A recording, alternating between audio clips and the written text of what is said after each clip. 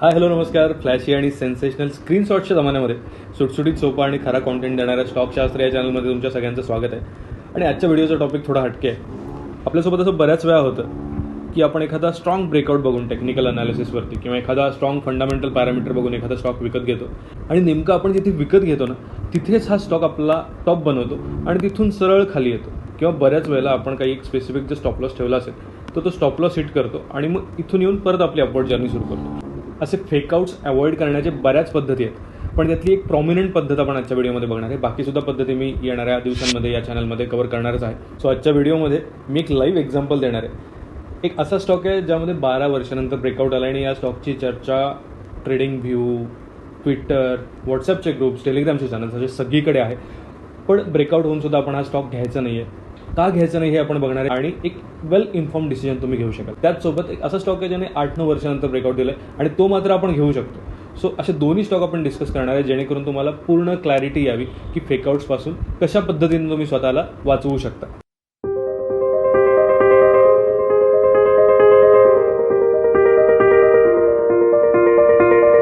जो स्टॉक आपण डिस्कस करणार आहोत त्या स्टॉकचं नाव आहे व्हॅस्कॉन इंजिनियर्स लिमिटेड.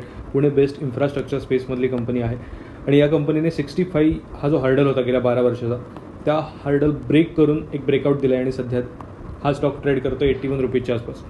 याचसोबत एक पॉझिटिव्ह न्यूजसुद्धा या कंपनीमध्ये आहे की 262 कोटीचे वर्क ऑर्डर यांना मिळाले. त्यामुळे इथून कंपनीची खूप चांगली ग्रोथ होऊ शकते. या आधी पण एकदा असं झालं होतं रिसेंटली 24 ऑगस्टच्या आसपास. तेव्हा काय झालं होतं 606 कोटीची ऑर्डर यांना मिळाल्याची न्यूज आलेली होती आणि त्यामुळे रिटेलर्सनी यामध्ये जमके बाईंग केलं होतं. ही 24 ऑगस्टची तारीख तुम्हाला दिसत असेल इथे आणि 24 ऑगस्टची किंमत बघा.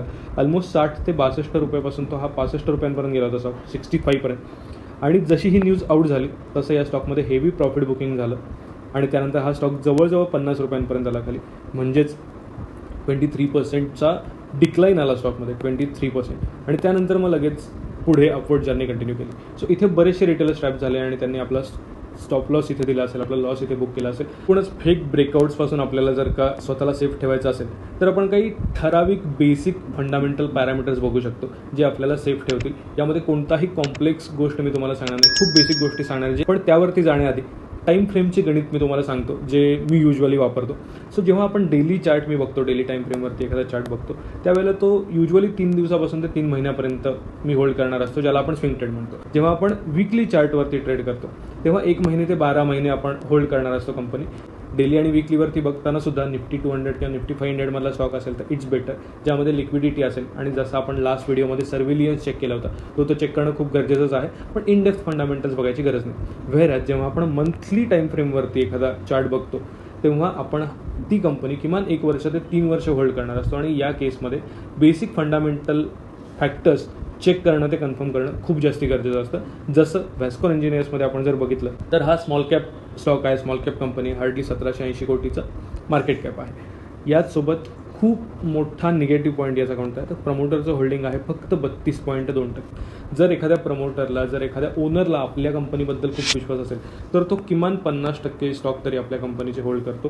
किमान 50, 60, 70, 80%. जसं आपण लास्ट स्टॉकच्या व्हिडिओमध्ये बघितलं होतं की 79% प्रमोटरचं होल्डिंग होतं. सो इथे आपल्याला पण एक खूप पॉझिटिव्ह पॉईंट येतो की yes, owner is confident about the company, about the future performance of the company. त्याचसोबत प्लेज स्टॉकचं जे पर्सेंटेज आहे, प्लेज म्हणजेच काय, स्वतःचं जे इंडिव्हिज्युअल होल्डिंग आहे ते डिरेक्टर्स किंवा प्रमोटर्स बाहेर प्लेज करतात आणि त्याच्या बदल्यात लोन घेतात. स्वतःच्या कंपनीबद्दल इतका जर का त्यांना कमी विश्वास असेल तर मग आपल्याला त्या कंपनीबद्दल विश्वास ठेवण्याआधी 100 वेळा विचार करायला हवा, 10 वेळेला तर किमान. याचसोबत प्रमोटर जे स्वतःचं होल्डिंग आहे ते इयर ऑन इयर बेसिसवरती कमीच करत चाललेले आहेत.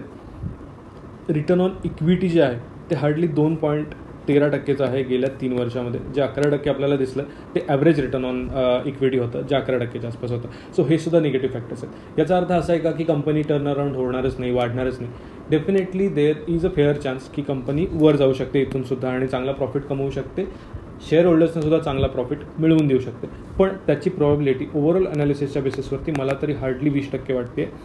आणि व्हेअरएज कंपनी खाली जाण्याची जी प्रॉबिलिटी आहे ती 80% वाटते. सो जर आपल्याला प्रॉबिलिटी आपल्या विरोधात असेल म्हणजे कंपनी इथून फार काही ग्रो करणार नाही असं जर आपल्याला वाटत असेल आणि जसं 24 ऑगस्टला झालं तशाच पद्धतीनं आपण या कंपनीमध्ये ट्रॅप होऊ असं जर आपल्याला वाटत असेल तर 6-7 हजार स्टॉक्स किंवा 6-7 हजार कंपनीज लिस्टेड असणाऱ्या मार्केटमध्ये अशा रिस्की कंपनीवरती कशासाठी बेट घ्यायला हवी? Not necessary. आपण नक्कीच एखादा दुसरा ऑप्शन बघू शकतो. याच्या पुढचा भाग म्हणजे आपण जेव्हा शेअर होल्डिंग पॅटर्न ऑब्झर्व करतो वॅस्कॉन इंजिनियर्सचा, तेव्हा आपल्या लक्षात येतं की प्रमोटर्सनी स्वतःचा स्टेक कमी केला आहे, तो तर आहेच फॅक्टर. याचसोबत FIS DIS हे सुद्धा काही फार बुलिश नाही आहेत या स्टॉकबद्दल. हार्डली 0.9% आणि 0.09%, म्हणजे दोघांचा मिळून 1% होल्डिंग आहे या कंपनीमध्ये. जर एखाद्या कंपनीमध्ये त्यांचं 10 ते 15% जास्त होल्डिंग असेल तर डेफिनेटली त्यांच्याकडे बेटर इन्साईट्सच्या बेसिसवरती कंपनी चांगली परफॉर्म करू शकते भविष्यात, असं आपण म्हणू शकतो. आणि पब्लिकचंच होल्डिंग 66%, यापैकी 40-44% अदर्स म्हणून होल्डिंग आहे, जे कदाचित in relation with the promoters और डिरेक्टर्स असं होल्डिंग असू शकतं. पण ते मला व्हेरीफाय करता आलं नाही ऑनलाईन कोणत्याच सोर्सवरती, त्यामुळे मी त्यावरती काही बोलणार नाही. सो ओव्हरऑल तर एखादी कंपनी ग्रो होईल, आपली कंपनी ग्रो होणार आहे असं जर ओनरला वाटत असेल तर तो स्वतःचं होल्डिंग त्या कंपनीमध्ये वाढवेल की कमी करेल? नक्कीच वाढवेल. इथे काय दिसतं आपल्याला, प्रमोटर स्वतःचं होल्डिंग कमी करत चाललं आहे. पण आपल्याला टेक्निकल्स आणि न्यूज काय सांगते की नाही, या स्टॉकमध्ये खूप मोठी मूव्ह येऊ शकते कारण ऑर्डर्स चांगल्या मिळाल्यात, ब्रेकआउट दिले.